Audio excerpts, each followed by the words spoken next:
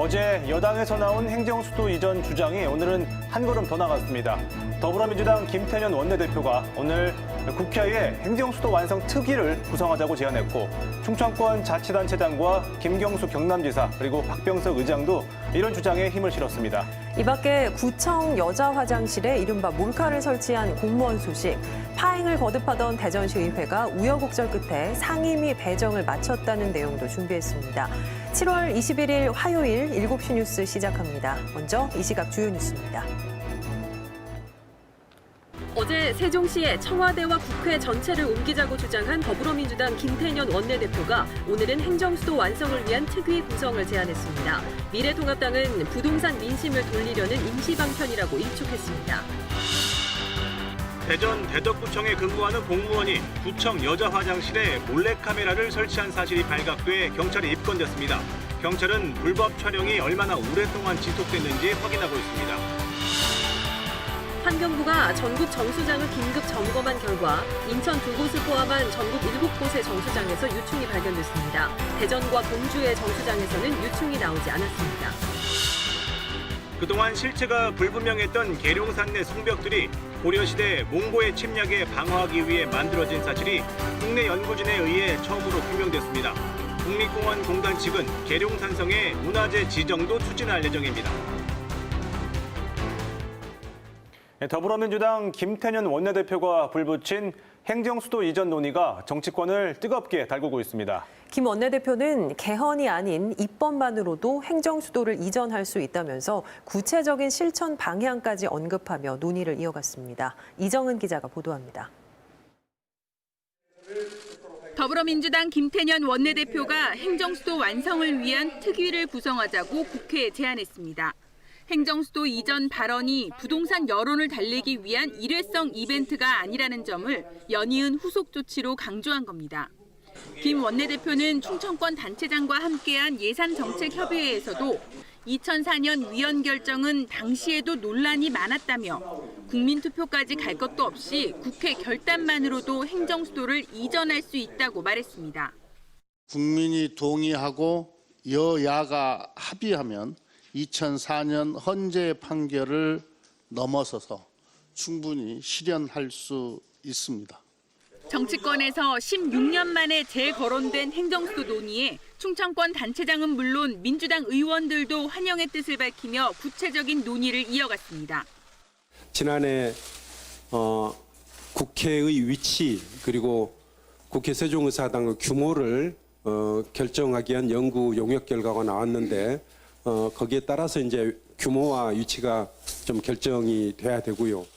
노무현 대통령의 공약 사업이었기도 하고 미완의 과제로 남아 있었던 게 다시 시작할 수 있어서 참 다행스럽게 생각을 합니다. 앞서 재헌절 경축사에서 개헌을 공식 제안한 박병석 국회의장도 국회 이전이 균형 발전을 선도할 것이라고 힘을 보탰고 당권 도전에 나선 이낙연 의원은 여야 합의를, 김부겸 전 의원은 헌재 판단을 전제로 전면적인 행정수도 이전에 찬성했습니다. 반면 미래통합당 주호영 대표는 성난 부동산 민심을 돌리려는 임시 방편이라고 일축했고 정의당 심상정 대표는 어떤 절차로 국민을 설득할지 로드맵 공개가 우선이라고 말했습니다. KBS 뉴스 이정훈입니다. 이인영 통일부 장관 후보자가 남북 간의 물물 교환을 하는 방식으로 대북 제재를 우회해서 교역을 하겠다는 계획을 밝혔습니다.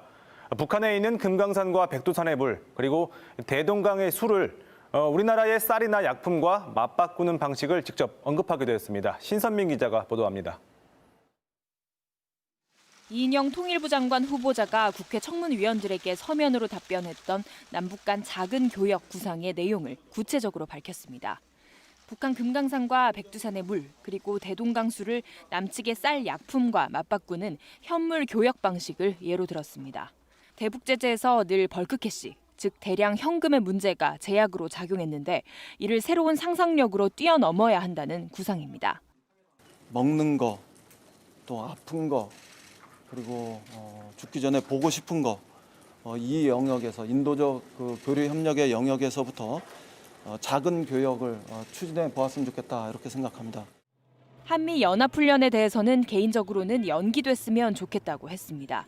다만 장관 후보자로서 국방부 견해를 청취해보면 전시작전권 전환과 관련한 현실적 요구가 존재하고 코로나19라는 재앙 요건도 있다고 언급했습니다. 그러면서 이런 상황들을 모두 감안해 전략적으로 유연하게 판단하면 좋겠다고 해 결정 자체에는 유보적 태도를 보였습니다. 인사청문회를 앞두고 후보자 가족에 대한 의혹들이 제기되는 데 대해서는 아들의 병역, 유학 관련 큰 의혹은 어느 정도 불식됐다고 본다면서 담담하고 겸손한 마음으로 임하고 있다고 답했습니다. 이 후보자는 통일부가 남북관계 발전 과정에서 공식적이고 공개적 영역에서 중심이라는 확고한 위상을 정립해 나가겠다는 포부도 밝혔습니다. 취임 후 가장 시급한 과제로는 북한과의 대화 복원을 꼽았습니다. 이인영 후보자의 인사청문회는 모레 열립니다. KBS 뉴스 신선민입니다. 오늘 오전 8시 반쯤 경기도 용인시의 SLC 물류센터에서 불이 났습니다. 긴급 출동한 119 소방대는 인명 구조 작업을 벌였지만 지하 4층에서 근로자 5명이 숨졌습니다.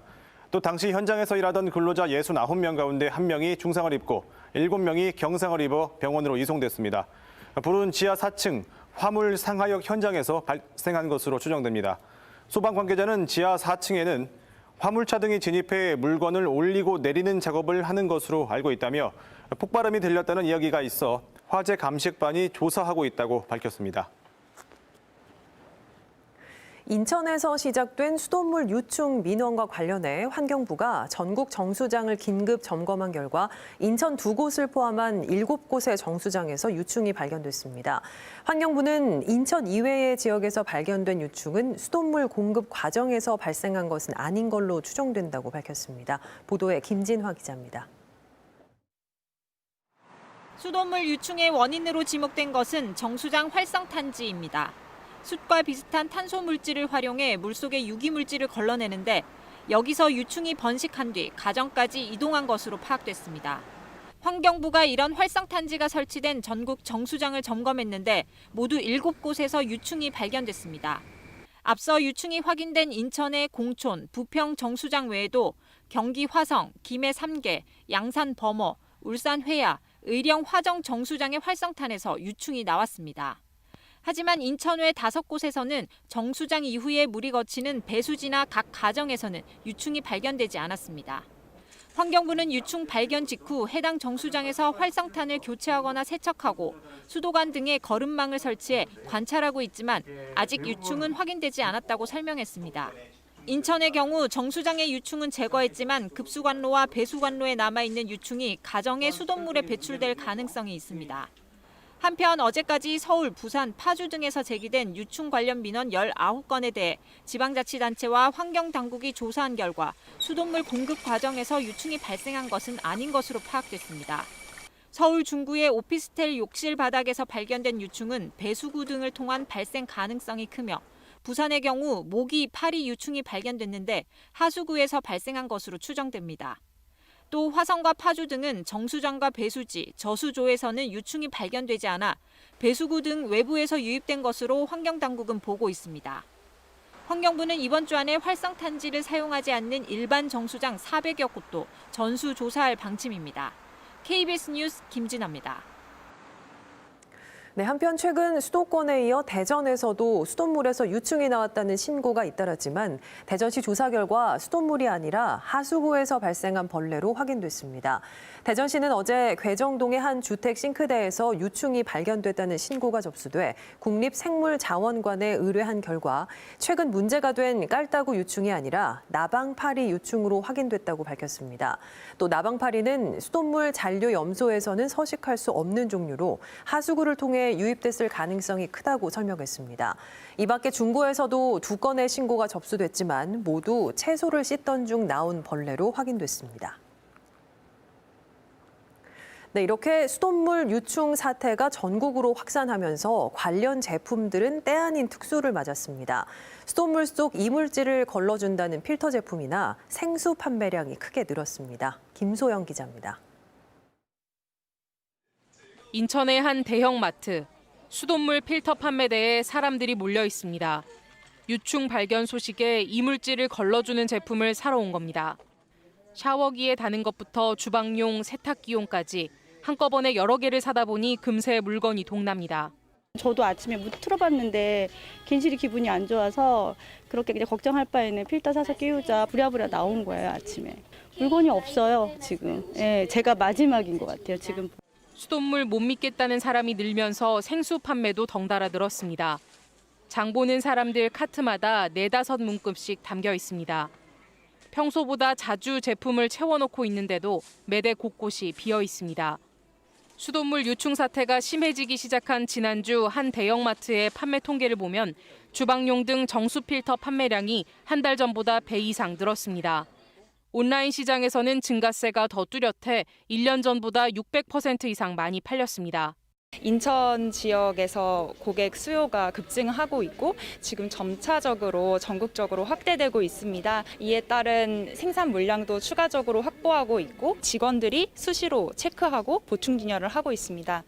유충 사태가 갈수록 확산하면서 유통업계도 수돗물 관련 제품 물량 확보에 적극적으로 나서고 있습니다. KBS 뉴스 김소영입니다. 다음 소식입니다. 경찰이 박원순 전 서울시장의 성추행 의혹 사건 피해자에 대한 2차 가해와 관련해 강제 수사에 착수했습니다. 박 전 시장의 성추행 의혹을 가장 먼저 인지한 것으로 알려진 임순영 서울시 젠더특보는 오늘 새벽까지 경찰 조사를 받았습니다. 백인성 기자의 보도입니다.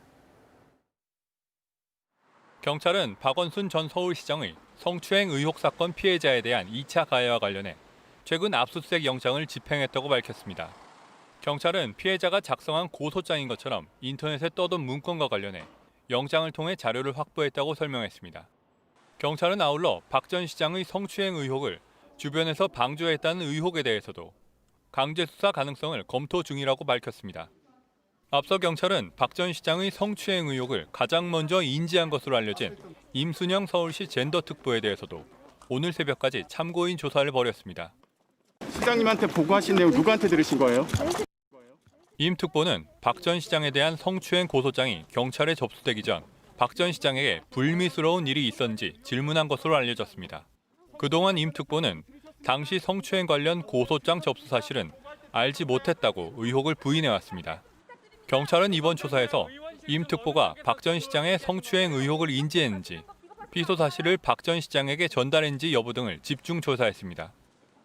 임 특보는 박 전 시장의 피소 당일 서울시 관계자 2명과 함께 심야 대책회의에 참석했는데 경찰은 이 자리에 참석한 서울시 관계자 1명에 대한 조사도 끝낸 것으로 확인됐습니다. KBS 뉴스 백인성입니다. 주요 이슈를 골라서 이야기 쉽게 풀어보는 뉴스픽 시간입니다. 보도국 백상현 기자 나와 있는데요. 자, 백 기자, 오늘 첫 번째 키워드 뭔가요? 네, 오늘의 첫 번째 키워드 불멸의 이순신입니다. 임진왜란 당시 이순신 장군의 활약을 다룬 KBS 드라마 제목이죠. 네. 그런데 이 400여 년이 지난 요즘에도 이순신 장군이 계속 거론되는 걸 보면 정말 불멸의 이순신이 맞나 봅니다. 고 박원순 전 서울시장의 성추행 의혹 사건 이후 이순신도 관노하셨다는 게시글이 인터넷에 빠르게 퍼진 건데요. 이 난중일기에서 백의종군 당시 저녁에 여산관노의 집에서 잤다는 부분이 있는데 이걸 두고 쓴 글로 추정됩니다. 네. 여기에 크게 화가 난 사람이 있습니다.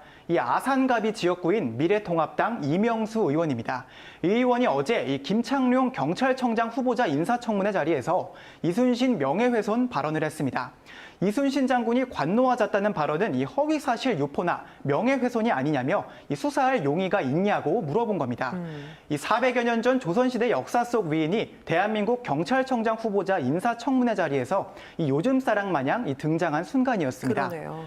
네, 이 김 후보자 처음에는 멋쩍게 웃다가 이 사자 명예훼손죄는 유족의 고소가 있어야 가능하다 이렇게 답했습니다. 이명수 의원 외에 해당 게시글로 화가 많이 난 사람들이 또 있다고 하죠. 네, 이번에는 이 이순신 장군의 후손인 이 덕수이 씨 대종회가 이 성명서를 발표하고 나섰습니다.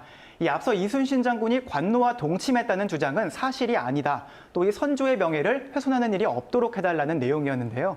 실제로 이순신 전문가인 노승석 소장은 한 언론과의 인터뷰에서 이 난중일기는 물론 어느 기록에도 이순신 장군이 노비나 또 이 기생과 잠자리를 가졌다는 내용이 없다고 말하기도 했습니다. 이 난중일기에서도 이순신 장군이 관노의 집에서 잤다는 거지 이 잠자리를 함께했다는 게 아니라는 겁니다. 여기에 다른 전문가도 이순신 장군은 이 꿈속에서도 미인의 유혹을 뿌리치고 그걸 일기에까지 기록한 인물이라며 이 이순신 장군 편을 들었습니다. 네, 이순신 장군이 이렇게 자극적인 내용으로 거론된 적이 있었나 싶기도 하고 한편으로는 좀 뜬금없는 이유로 뜬금없는 시기에 좀 관심을 받는 게 아닌가라는 생각이 들기도 합니다. 어쩌다가 여기까지 온 걸까요? 네, 먼저 이 해당 게시글을 쓴 누리꾼에게 제가 직접 답을 듣지는 못했습니다. 하지만 많은 분들이 하물며 이순신 장군도 그랬다며 이 박 전 시장 편을 들려는 의도가 아닐까 이렇게 생각하실 텐데요. 이 박 전 시장의 여비서 성추행 의혹에 대해 이 역사적 위인도 그랬다며 그럴 수도 있는 일쯤으로 치부해버리는 겁니다. 아직 진상 규명조차 되지 않은 일이기 때문에 참 씁쓸한 일인데요. 이 야권에서는 이를 두고 이순신으로 물타기를 한다 이런 말까지 나왔습니다. 이 400여 년 전 위인까지 끌어와서 갑론을박하는 우리 모습을 정작 그 이순신 장군이 본다면 뭐라고 말할지 참 궁금합니다. 네, 말씀하신 것처럼 뭐 이순신 장군까지 소환되는 현재의 논란 참 씁쓸합니다. 자, 두 번째 키워드 뭔가요? 네, 다음 키워드 이 선 넘는 아이들입니다. 네, 이 선을 넘는다는 표현 주로 정도가 지나치다는 의미로 쓰이죠. 먼저 영상 하나 같이 보시겠습니다. 이 낮 시간대 차량 한 대가 아파트 단지 안을 나아갑니다. 옆에서 한 아이가 뛰어나오는데요. 이 후방 카메라를 보니 이 아이 따라 달려오면서 차 뒷부분을 계속 두드립니다. 이 뭐 하는 건가 싶으실 텐데 이게 요즘 이른바 민식이법 놀이라고 불립니다. 이 어른들이 스쿨존을 지나가는 차량에 뛰어들거나 두드리고 또 부딪히는 걸 말하는데요. 이 어린이 보호구역에서 발생한 교통사고에 대해 이 처벌을 강화하는 민식이법이 지난 3월 시행되면서 오히려 어린이들 사이에서 이 지나가는 차를 위협하거나 이 부딪히는 행위가 일종의 놀이처럼 자리 잡은 겁니다. 이 어린이 보호구역에서 일단 사고가 나면 이 큰 처벌을 받기 때문에 이 운전자들이 조심하는 걸 역으로 놀리거나 이용한다. 네, 이렇게 부를 수 있겠습니다. 예, 영상을 눈으로 직접 봤는데도 정말 저럴까 싶기도 하고요. 좀 위험해 보이기도 합니다. 이런 사례가 또 있나요? 네, 최근 이 인터넷을 중심으로 앞서 보신 블랙박스 영상과 함께 또 이 나도 민식이법 놀이를 당했다 이런 게시글이 많이 올라오는데요. 이 정확한 규모가 파악되지는 않았지만 이 민식이법 놀이로 의심되는 상황이 최근 잇따라 발생하고 있는 건 분명해 보입니다. 이러면서 일부 운전자들 사이에서는 이 민식이법의 부작용이 하나 늘었다 이런 말까지 나오고 있는데요. 이 강화된 처벌로 그 취지와 상관없이 운전자들 사이에서 이 악법 논란까지 나오던 민식이법이 또 다른 공격을 받는 모양새입니다. 네, 민식이법이 정말 생각지도 못한 이유로 다시 한번 관심을 받게 됐네요. 어떻게 해야 될까요? 네, 이 문제는 민식이법이 아니라 이 민식이법 놀이겠죠. 이 민식이법 놀이를 이유로 민식이법을 바꿔야 한다 이런 주장보다는 이 민식이법이 제 취지에 맞는 기능을 발휘하도록 도와주는 게 먼저 아닐까요?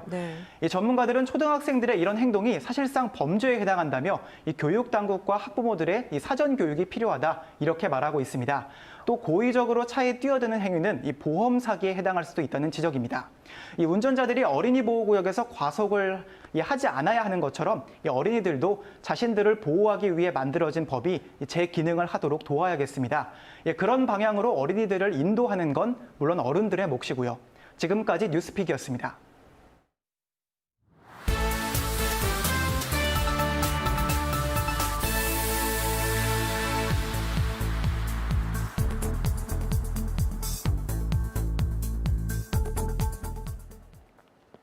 네, 현직 공무원인 20대 남성이 자신이 근무하는 구청 여자 화장실에 불법 촬영용 카메라를 설치했다가 경찰에 붙잡혔습니다. 동료 직원의 신고로 덜미가 잡혔는데 경찰은 추가 범행 여부를 조사하고 있습니다. 한솔 기자입니다. 대전시 대덕구청 별관입니다. 어제 오후 이곳 3층 여자 화장실에 불법 카메라가 설치됐다는 신고가 구청과 경찰에 접수됐습니다. 구청 여직원이 휴직과 관해서 이상한 검은색 선이 삐져나온 걸 보고 작동 중인 카메라를 발견한 겁니다. 피해자는 이 화장실에서 불법 카메라를 발견했지만 잠시 뒤 돌아와 보니 기계가 사라져 즉시 경찰에 신고했습니다. 불법 카메라를 설치한 사람은 다름 아닌 같은 층에서 근무하는 20대 남성 공무원. 대덕구와 경찰이 건물 내 여러 CCTV를 확인했는데 이 남성이 신고가 접수된 시간대 가방과 물건을 들고 급하게 자기 차로 향하는 모습이 찍혔습니다. 경찰이 이 남성을 붙잡아 차 안을 수색했더니 앞서 여성 직원이 발견한 카메라와 동일한 카메라 4대가 발견됐습니다. 이 남성은 이 카메라 4대 가운데 2대를 구청 화장실에 불법으로 설치했다가 이를 급하게 뗀 뒤 다시 차량에 넣어둔 것으로 알려졌습니다. 처음인지 그전에도 했는지 저희들이 당시에 카메라든가 저기를 현장에서 압수를 했기 때문에 그 부분에 대해서 또 이제 분석을. 대덕구는 해당 직원을 즉시 직위 해제하고 여직원을 대상으로 심리치료와 상담 등을 실시하기로 했습니다. 그 여직원들이 굉장히 불안해하잖아요. 그 위탁 업체의 이제 심리 상담사를 좀 이제 여기에 상주하면서. 경찰은 A 씨를 불구속 입건해 카메라 설치 목적과 경위, 추가 범행 여부 등을 조사하고 있습니다. KBS 뉴스 한솔입니다. 다음은 코로나 관련 소식입니다. 오늘 0시 기준 국내 코로나19 신규 확진자는 45명으로 집계됐습니다. 전날 4명이었던 국내 발생 확진자는 다시 20명으로 늘었는데 특히 서울 강서구의 한 요양시설에서 확진자 10명이 나왔습니다. 해외 입국자 가운데서는 음성 확인서를 내고도 입국 뒤에 양성 판정을 받는 사례도 8건이 확인됐습니다. 보도에 김민혁 기자입니다. 오늘 0시 기준 국내 코로나19 신규 확진자는 45명으로 집계됐습니다. 해외 유입이 25명, 국내 발생이 20명입니다. 어제 하루 서울에서만 18명의 확진자가 나왔습니다. 특히 서울 강서구 요양시설 관련 확진자가 계속 늘고 있습니다. 지난 19일 이곳 시설 이용자가 최초로 확진 판정을 받은 뒤 이용자 8명과 가족 2명 등 총 10명이 어제 추가로 양성 판정을 받았습니다. 지금까지 관련 확진자는 모두 12명입니다. 서울시는 접촉자 등 118명을 검사했고 이 중 96명이 음성 판정을 받았다고 밝혔습니다. 방역당국은 확진자가 거짓으로 진술해 역학조사의 골든타임을 놓치면 접촉자 파악이 늦어지고 N차 감염으로 이어질 수 있다며 역학조사에 협조해 줄 것을 다시 한번 요청했습니다. 그러면서 서울 송파 60번 확진자로 인해 지금까지 확진자 12명이 확인됐다고 전했습니다. 광주광역시는 해당 확진자를 광주경찰서에 고발 조치했습니다. 해외 유입 확진자 25명 가운데 미국에서 5명, 필리핀과 카자흐스탄에서 각각 4명씩 유입됐습니다. 이런 가운데 방역 강화 대상 국가에서 입국하며 음성 확인서를 제출했지만 국내에서 다시 양성 판정을 받은 사례가 현재까지 8건으로 확인됐습니다. 잠복기의 기간 중에 앞선 PCR에서는 음성이 나오고 다시 그 바이러스의 복제가 왕성해지면서 PCR 검사에서 양성이 나오는 그 소위 시간차가 충분히 생길 수 있기 때문에 외국인 확진자의 치료비를 전액 지원하고 있는 것과 관련해서도 정부는 국내 방역에 부담이 된다면 변화가 필요하다고 밝혔습니다. 한편 방역당국은 혈장 치료제의 제재 생산이 가능한 혈장이 수집돼 생산을 시작했고 다음 달 중 제재 생산이 완료될 예정이라고 밝혔습니다. 또 항체 치료제도 지난 17일 식약처 승인을 받아 국내에서 인체 임상 일상에 돌입했다고 전했습니다. KBS 뉴스 김민혁입니다. 인구가 5만 명 정도인 서천구는 저출산 고령화가 진행돼서 소멸 위험이 높은 지역 가운데 한 곳으로 꼽히고 있는데요. 서천의 한 마을에서 도시 청년들을 끌어들이고 아예 정착까지 시키는 기술학교가 운영돼서 눈길을 끌고 있습니다. 어떤 비법이 있는지 이현경 기자가 취재했습니다. 부엌에 옹기종기 모인 청년들, 수제 돈가스 만들기가 한창입니다. 재료인 빵가루는 지역 특산품인 한산 소곡주를 만들고 남은 지게미를 활용한 겁니다. 제빵과 조리를 전공한 젊은이들이 한 달 살기로 시골에 내려왔다 새 메뉴를 개발한 겁니다. 소곡주도 전혀 몰랐었고 지게미가 나온다는 것도 몰랐어요. 오고 나서 지게미가 많이 버려진다. 그리고 이제 쓰이는 데가 없다. 옆 골목엔 10년 동안 비어있던 빈집이 새롭게 꾸며지고 있습니다. 소곡주 지게미를 활용한 돈가스 식당과 생태 교육 카페로 탈바꿈하는 겁니다.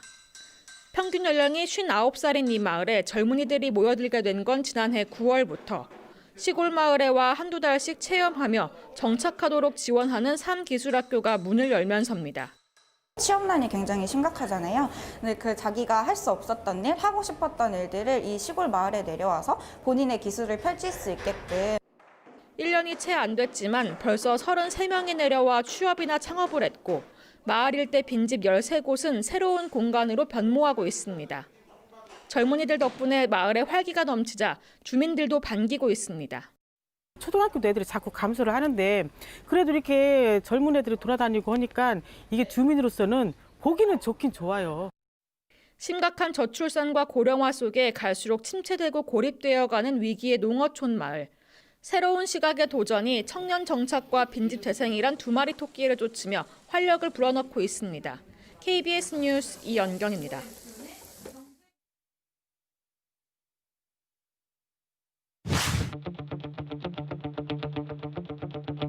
최악의 위기로 기억될 것이다. 의원 과반수를 득표하신 의원님이 안 계시므로 과반수를 득표하지 못하였으므로 과반수 득표자가 없으므로 권중순 의원님이 의장에 당선되었음을 선포합니다.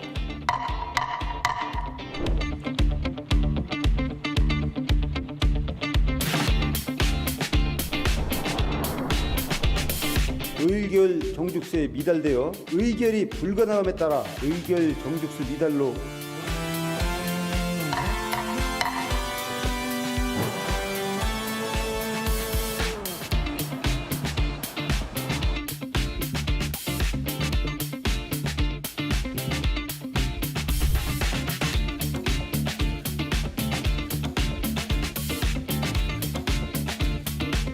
이의가 있으신 의원님이 계시므로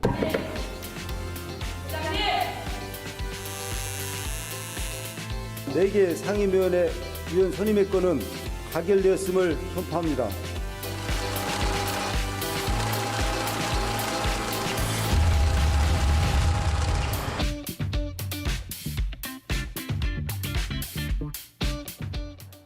네, 방금 전 이거 화면에서 보셨다시피 의장 자리 다툼에 이어서 이 상임위 배정 문제까지 대전시 의회의 그 파행이 이어졌는데요. 어제 그 우여곡절 끝에 의원들의 상임위 구성은 일단 마무리가 됐지만 갈등의 불씨는 여전합니다. 그래서 집중 인터뷰를 준비했는데요. 대전 참여연대 김정동 사무처장과 관련한 내용 좀 더 자세히 나눠보겠습니다. 소장님 어서 오세요. 네, 안녕하십니까. 그 시의회가 어제 그 의장 선출부터 상임위 구성까지 그 불협화음을 이제 계속 노출하면서 시민들의 눈살을 찌푸리게 했는데 이와 관련해서 어제 시민단체들도 그 기자회견을 했잖아요. 네. 먼저 대전시의회 파행 어떻게 보셨습니까? 저희가 어제 기자회견을 하면서 최악의 의회다라고 좀 평가를 했습니다. 네. 그동안 그 7대에도 그렇고 그 전에도 파행은 있었는데 굳이 이번이 최악이라고 좀 평한 이유가 몇 가지가 있습니다. 뭔가요? 첫 번째는 그 의회 내에서 조례나 정책, 예산을 가지고 의원들끼리 충돌이 있어서 의회가 멈출 수는 있습니다. 근데 이번은 말 그대로 자리 싸움이었거든요. 네. 그것도 다른 당과의가 아니라 같은 당내 그렇죠. 자리 싸움이었죠. 민주당끼리. 네. 여기에 외부 요인도 있습니다. 다들 아시다시피 지금 코로나19가 대전은 조금 이제 감소세긴 하지만 다들 불안에 떨고 있는 상황입니다. 그렇죠. 이걸 맞춰서 조례도 심의해야 되고 행정기구도 개편해야 되는데 의회가 멈춰 있다 보니 이 모든 것들이 멈췄습니다. 정리하자면 코로나19 같은 위기 상황에 같은 당내 의원들끼리 자리 싸움으로 의회가 멈췄기 때문에 네. 저희는 최악의 의회였다라고 평가를 합니다. 예. 많은 시민들이 좀 동의를 할 겁니다. 사실 근데 어제가 상임위 배정까지가 완료된 거고 상임위원장을 아직 선출하지 않았단 말이죠. 그래서 갈등의 불씨는 좀 여전해 보인다라고 보는 시각도 있어요. 23일 날 이제 본회의에서 처리가 될 텐데 어떻게 잘 마무리가 될 것으로 보십니까? 시민들도 다 같은 마음이실 것 같아요. 잘 마무리 좀 했으면 좋겠다라고 생각은 하는데요. 예. 23일에 말씀하신 것처럼 상임위원장, 5개 상임위원장을 선출을 해야 됩니다. 운영위원장, 산업건설위원장, 행정자치위원장, 복지환경, 그리고 교육위원장까지 뽑아야 되는데요. 이 위원장을 그 각 상임위원회가 아니라 본회의에서 뽑아야 됩니다. 무슨 얘기냐면 그 지난 3일처럼 본회의에 의원들이 절반 이상 출석을 안 하면 본회의가 못 열리거든요. 네. 이러면 당연히 또 파행이겠죠. 근데 이런 상황까지는 오지 않을 거라고 기대라는 말도 좀 그렇네요. 예. 그런 걱정은 그나마 좀 덜지 않았나. 일단은 상임위원장에 선출되기 위해서는 후보 등록을 해야 되는데 아마 오늘들 하셨을 텐데 올라온 상황을 보면 큰 무리 없이 되지 않을까 일단 걱정은 조금 줄어들고 있는 것 같습니다. 기대 반, 그다음에 또 걱정 반이죠. 그렇죠. 이게 또 아까 말씀하신 것처럼 같은 당내에서 이렇게 계속 불협화음을 내면서 또 시당에서도 경고를 했는데도 말을 듣지 않았단 말이죠. 네. 여기에 대해서 이제 일부에서는 뭐라고 하느냐면요. 그 지역구 국회의원들 간의 그 기싸움에 대한 이 대리전, 시의원들 간의 대리전이 아니냐 이렇게 보는 시각도 있는데 어떻게 과한 지적일까요? 어떻게 보십니까? 뭐 상임위 관련해서 싸움은 뭐 당연히 일어날 수밖에 없을 것 같아요. 일단 국회를 보시면 그 같은 당대당으로 지금 충돌하고 있지 않습니까? 그런데 대전 같은 상임위원장을 누가 할지 당대당으로 싸우지만 당내 상임위원회를 어디를 갈 거냐 가지고는 적어도 의원들이 개개인 의원들이 공식적으로 문제 제기를 하진 않잖아요. 예. 적어도 그거는 당에다 맡겨놓은 상황이거든요. 근데 대전시 같은 경우는 대전시 의회는 내가 어느 위원회를 하겠다, 어느 위원장을 맡겠다 이걸로 계속 충돌이 나고 있는 상황인 건데 이 정도에 대한 자기들끼리 그 문제 조정을 하지 못해서 그럴 땐 당의 룰에 따라서 규칙에 따라서 하겠다는 정도의 간섭도 못 받아들이겠다면 저는 무소속으로 출마하시는 게 맞다고 생각을 하고요. 말씀하신 것처럼 그 의원들 간의 대리인 아니냐라는 지적이 있는데 예. 시민들은 자신들의 대리인을 뽑은 거죠. 저희의 대리인을 그렇죠. 뽑은 겁니다. 네네. 근데 이게 국회의원의 대리인 이런 싸움이 대리전이라고 표현된다면 어디서 문제가 있는지 분명히 생각을 해봐야 될 것 같습니다. 의원들도 그 시의원들도 국회의원들도 문제가 있지 않았나. 이번에 국회의원들이 다양한 발언들을 했었죠. 예. 나는 상관없다. 간섭 안 하겠다. 절차에 따라서 정당에 따라 맞춰 해라. 이 부분에 대해서 발언한 것만 보더라도 우리 시민분들이 좀 판단하실 수 있을 것 같아요. 저희가 함부로 시의원이 국회의원의 하위직이거나 저희 네. 아무도 그렇게 생각하지 않지 않습니까? 그렇죠. 근데 그런 오해를 불러일으킬 수 있는 국회의원, 시의원들 행동들은 분명히 주의해야 된다고 생각을 합니다. 사실 이번에 8대 의회만 그런 게 아니라 지난번 7대 의회도 특히 이제 후반기 원구성을 두고서 이런 잡음이 계속 있었단 말이죠. 네. 그 의원들 간의 합의한 대로만 진행이 될 텐데 왜 계속 이렇게 후반기만 되면 이런 파행이 발생한다고 보시나요? 그 후반기가 민감할 수밖에 없는 이유가 있는데요. 후반기는 바로 다음 선거하고 이어집니다. 네. 일단 의장 같은 경우는 의회를 대표하고 다양한 공식 행사에 가서 얼굴을 알리고 발언들을 할 수 있습니다. 그렇죠. 상임위원장도 마찬가지입니다. 의장이나 상임위원장이나 그 업무 추진비가 일정 정도 계속 나오죠. 그러면 공식적으로 그 정책 관련된 전문가들이라든지 이해관계자들인지 그 다양한 사람들을 만날 수 있는 공식적인 예산이 있는 거거든요. 네. 다시 말하면 본인의 이후의 정치 행보나 아니면 다음 선거에 큰 도움이 된다는 얘기입니다. 이러다 보니까 당연히 욕심이 생길 수밖에 없죠. 예. 근데 욕심대로 해서는 안 되잖아요. 그래서 필요한 게 말씀하신 것처럼 합의나 그리고 내부 규정인 건데 합의나 규정을 어기는 경우가 현실에서는 종종 발생하죠. 어떤 경우라면 그걸 어겨도 불이익이 없거나 이익이 더 클 때 이런 거거든요. 그러면 왜 이런 걸 그 합의를 어겨서 징계를 받아도 불이익이라고 생각지 않느냐. 지난 7대위의 학습 효과라고 생각을 하는 거죠. 지난 7대위에도 비슷하게 파행이 있었는데 의장이 제명되고 그대로 끝났습니다. 그리고 지방선거 직전에 복당이 됐던 거죠. 2년만 무소속으로 그것도 한 명만 있으면 된다. 그럼 난 의장을 하거나 상임위원장을 하거나 아니면 합의에 동의하지 않아도 나에게 불이익이 없는데 그럼 난 나의 이익을 위해서 움직인다라는 상황이 나오는 거죠. 아, 그렇군요. 말씀하신 것처럼 이런 문제가 계속 반복되고 있는데 여기에 대한 뭐 보완책 없을까요? 일단 제도적으로 그 의장단과 그 상임위원장단 선거를 좀 분리해야 된다고 생각합니다. 예. 앞서 말씀드렸듯이 의장단, 상임위원장 다 본회의에서 뽑거든요. 상임위원장을 개별 상임위원회에서 뽑으면 서로 간에 일종의 야합을 할 수 있는 케이스가 좀 줄어들 수 있습니다. 예. 예를 들면 내가 의장에 출마하는데 나를 지지해주면 상임위원장을 지지하겠다. 이런 것들이 완벽히 막을 수는 없지만 충분히 줄어들 수는 있는 거거든요. 이런 부분은 제도적인 부분을 통해서 어느 정도 이런 야합을 막을 수 있지 않을까 생각을 합니다. 알겠습니다. 오늘 말씀 여기까지 듣겠습니다. 고맙습니다. 네, 감사합니다.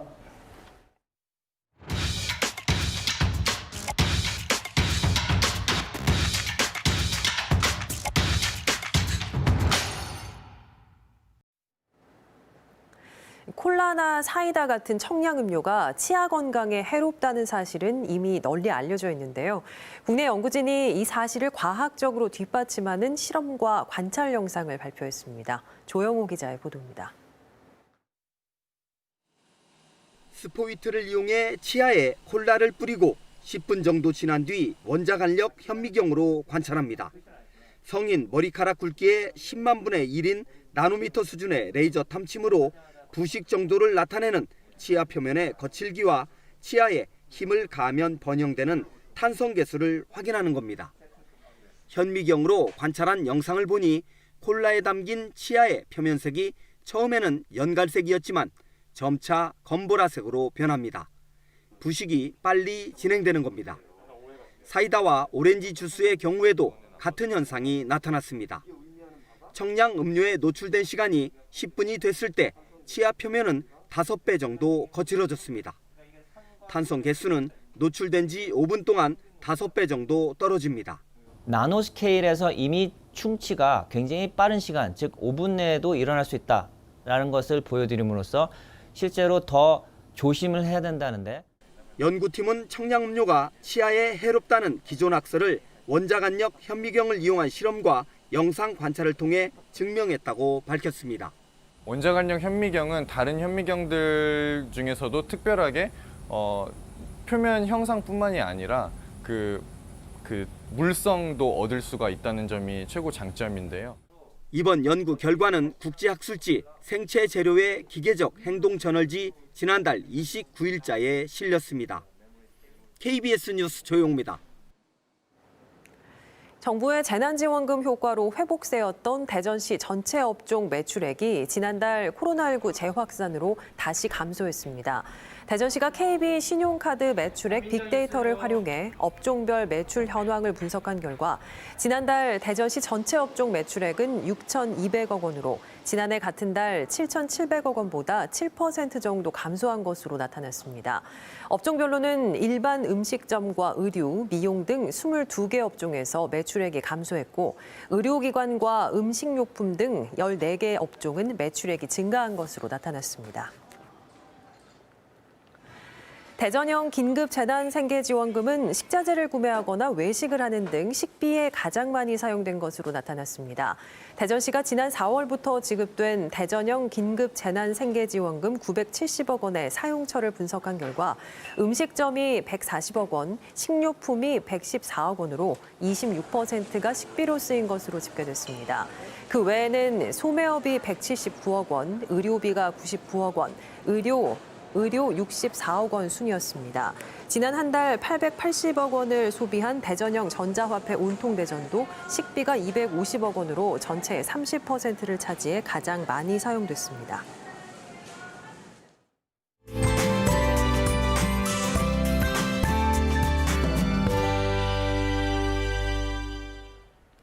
강한 햇볕이 내리쬐면서 다시 더위가 찾아왔습니다. 오늘 대전의 낮 최고 기온 31.9도, 세종 31도 등 대부분 지역이 30도 안팎까지 올랐는데요. 습도까지 높아서 훨씬 더 무덥게 느껴진 하루였습니다. 내일은 1년 중 가장 덥다는 절기 대서지만 비가 내리면서 더위가 주춤하겠습니다.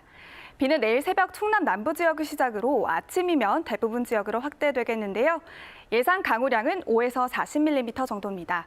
이번 비는 금요일까지 이어질 걸로 예보된 만큼 기상정보에 계속 귀 기울이셔야겠습니다. 비가 내리면서 기온이 다시 내려가 아침 최저기온 21도에서 23도로 출발하고요. 한낮에는 24도에서 27도로 오늘보다 3도에서 4도 정도 낮겠습니다.